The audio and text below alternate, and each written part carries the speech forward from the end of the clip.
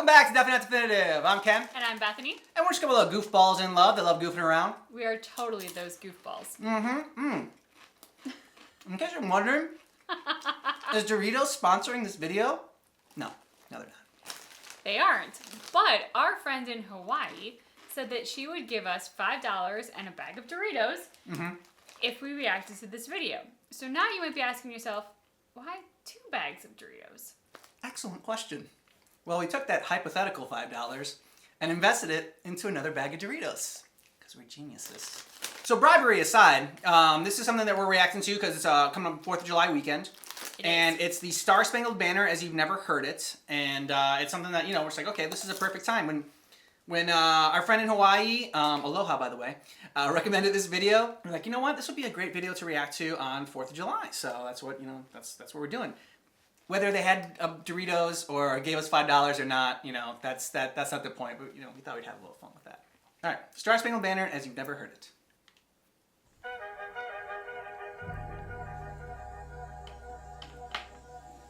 like the intro. I'm just saying, like... It's to the point. Thematic music. There was a lawyer once. His name was Francis Scott Key. He penned a song that I'm sure you're aware of. You've seen it. It's in most hymnals throughout our churches. It's called the national anthem. It is our song as an American. We go, however, to a ball game. We stand in our church services and we sing the words of that song, and they float over our minds and our lips, and we don't even realize what we're singing. Most of us have memorized it as a child, but we've never really thought about what it means. Let me tell you a story. Francis Scott Key was a lawyer in Baltimore. The colonies were engaged in vicious conflict with the mother country, Britain. Because of this conflict and the protractedness of it, they had accumulated prisoners on both sides. The American colonies had prisoners and the British had prisoners. And the American government initiated a move. They went to the British and they said, let us negotiate for the release of these prisoners. They said, we want to send a man out to discuss this with you. They were holding the American prisoners in boats about 1,000 yards offshore. And they said, we want to send a man by the name of Francis Scott Key. He will come out and negotiate to see if we can make a mutual exchange. On the appointed day in a rowboat, he went out to this boat and he negotiated with the British officials. And they reached a conclusion that men could be exchanged on a one-for-one basis.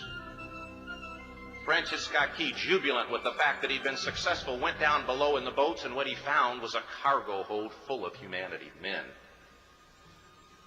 And he said, men, I've got news for you tonight. You're free.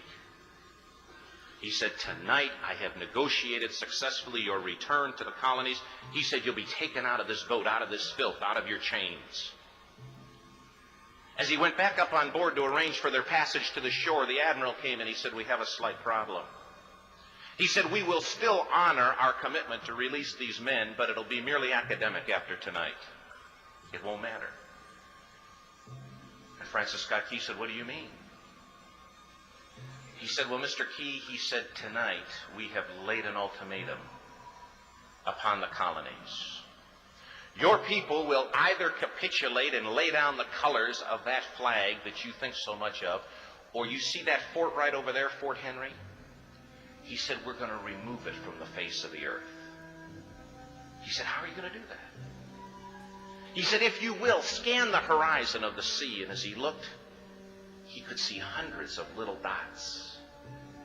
And he said, that's the entire British war fleet. He said, all of the gunpowder, all of the armament is being called upon to demolish that fort. It will be here within striking distance in a matter of about 2.5 hours. He said, the war is over. These men would be free anyway. He said, you can't shell that fort. He said, that's a large fort. He said, it's full of women and children. He says, it's predominantly not a military fort. They said, don't worry about it. They said, we've left them a way out. And he said, what's that? He said, do you see that flag way up on the rampart? He said, we have told them that if they will lower that flag, the shelling will stop immediately. And we'll know that they've surrendered, and you'll now be under British rule. Francis Scott Key went down below and told the men what was about to happen. And they said, how many ships? He said, hundreds. The ships got closer. Francis Scott Key went back up on top and he said, men, I'll shout down to you what's going on as we watch. As twilight began to fall, and as the haze hung over the ocean as it does at sunset, suddenly the British war fleet unleashed. He says the sound was deafening. There were so many guns that there were no reliefs. He said it was absolutely impossible to talk or hear. He said suddenly the sky, although dark, was suddenly lit. And he says from down below, all he could hear the men, the prisoners, saying was, tell us where the flag is. What have they done with the flag? Is the flag still flying over the rampart? Tell us. 1 hour, 2 hours, 3 hours into the shelling. Every time the bomb would explode and it would be close to the flag, they could see the flag in the illuminated red glare of that bomb, and Francis Scott Key would report down to the men below, it's still up. It's not down. The admiral came and he said, your people are insane. He said, what's the matter with them? He said, don't they understand this is an impossible situation? Francis Scott Key said he remembered what George Washington had said. He said the thing that sets the American Christian apart from all other people in the world is he will die on his feet before he'll live on his knees. Good line. Yeah. The admiral said, we have now instructed all of the guns to focus on the rampart to take that flag down. He said, we don't understand something. Our reconnaissance tells us that that flag has been hit directly again and again and again, and yet it's still flying. We don't understand that. Damn right. But he said, now we're about to bring every gun for the next 3 hours to bear on that point. Francis Scott Key said the barrage was unmerciful. All that he could hear was the men down below praying. The prayer. God, keep that flag flying where we last saw it. Sunrise came.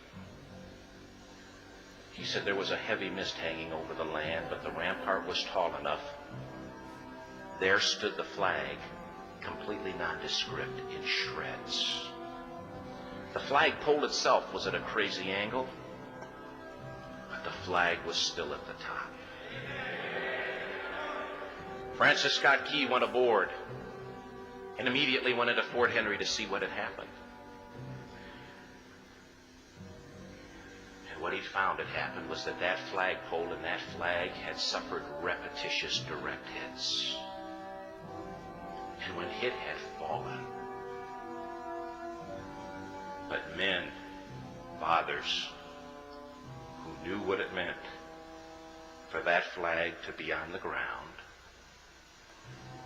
although knowing that all of the British guns were trained on it, walked over and held it up humanly until they died.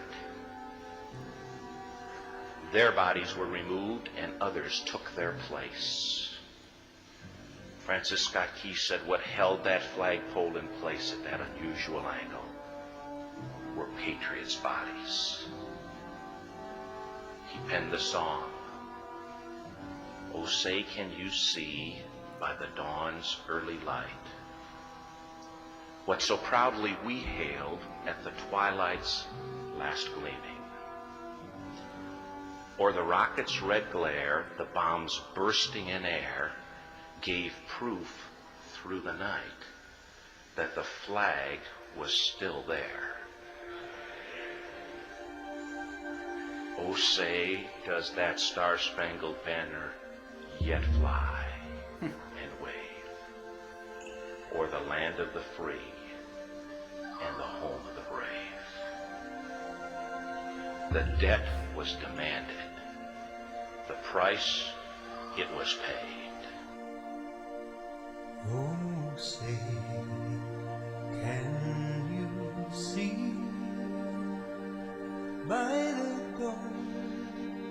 early light. What so proudly we hailed at the twilight's last gleaming, Like such a schmuck, but I have to whose put my blood stripes and bright stars through the perilous fight o'er the ramparts we watched were so gallantly streaming, and the rockets sprayed clear, the bombs bursting in air gave proof through the night that our flag was still there.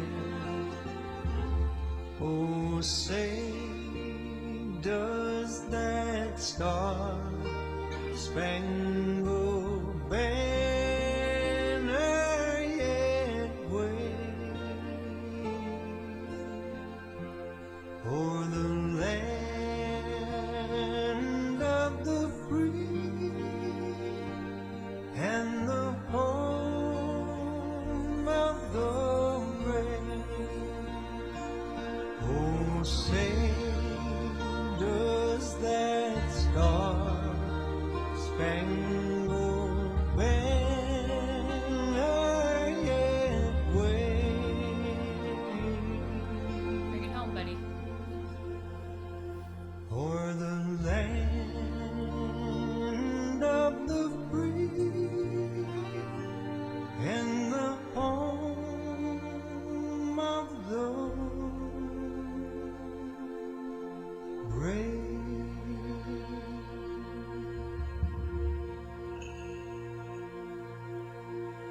Okay, well, I mean, I probably learned it in school and forgot a lot of it, but I mean, that definitely is something that I won't forget, I think, ever again. Just kind of the story of the Star-Spangled Banner, and yeah. I was surprised at how much this moved me. For me as an American, it's not been what we've done necessarily that's always made me patriotic, but it's been the ideals that we set forth, which is life, liberty, and the pursuit of happiness. Nobody's perfect, and no country's perfect, and that's not what I think the point of this video was, or that we're trying to convey here by showing this. It was just kind of, as July 4th comes up and Independence Day, and I think that, a lot of people, when you're at a sports game or whatever, and you're singing this, and you're just like, all right, let's play ball. Like, you kind of just say it without really thinking about the words behind it and kind of what it's meant. And I think what you said was really good, is that it's more about the ideals that we set. Like, we might not always strive, like, I always try to be a good person. I'm not always a good person. There are times when I, if I look back, I'm kind of ashamed at what I've done and certain things. But it's like, I always try to, at my core, I feel like I have this foundation that my parents gave me that have these ideals of to be a good person, to, treat others as you want to be treated, and what my dad said is, if you have a good character, everything else will fall into place. That's the first thing is you need to do, is you need to have a good character as a person. The point is, do you take those mistakes and do you learn from them and do you move forward to a better future, or do you stew in them, hang on to them, like whatever it is that puts you in that mistake in the first place, do you dig your heels in? You look back on your life, every human is going to have moments they regret, every human is going to have moments they were ashamed of, every human's going to have moments they were proud of, moments that they want more of. That's human nature. No one's perfect. No country is perfect because it's run by people. And until we find perfect people, we're not going to find a perfect country. The ideals are what matter, and working towards them and actually putting them into practice is what matters. So thanks so much for checking out our reaction to the Star-Spangled Banner as you've never heard it. But just keep in mind that our reaction is definitely not definitive.